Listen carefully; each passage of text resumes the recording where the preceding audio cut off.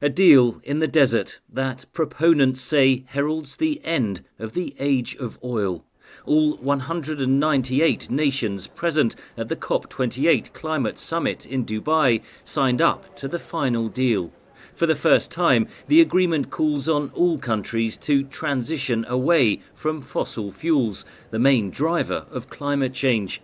It is a plan that is led by the science.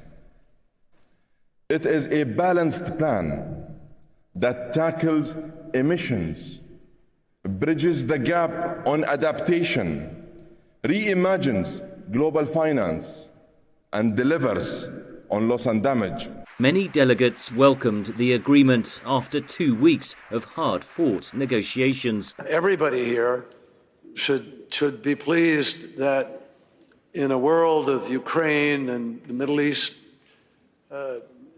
war and all the other challenges of a planet that is foundering, this is a moment where multilateralism has actually come together and people have taken individual interests and attempted to define the common good.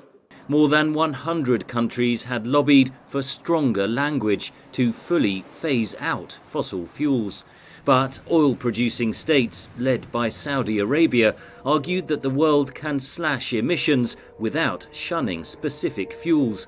That prompted criticism from some delegates, including the most vulnerable island nations. We have made an incremental advancements over business as usual, when what we really needed is an exponential step change in our actions and support. On the one hand, this is a good sign and signal that the world is finally dealing with fossil fuels after almost 3 decades of refusing to deal with it. But on the other hand, the new text includes cavernous loopholes that will allow for the oil and gas industry to continue. That includes the use of so-called carbon capture technology, which removes some carbon dioxide emissions. The energy transition to renewables is far more feasible than trying to capture carbon from the atmosphere. We know what we need to do, and governments now need to find ways that work for them economically and politically to commit to that and then deliver it. And that needs to happen very fast. Scientists say we need to cut greenhouse gas emissions by 43% in just 6 years to meet the target of limiting global warming to 1.5 degrees Celsius above pre-industrial levels. It remains to be seen whether this COP28 deal marks a turning point or another missed opportunity.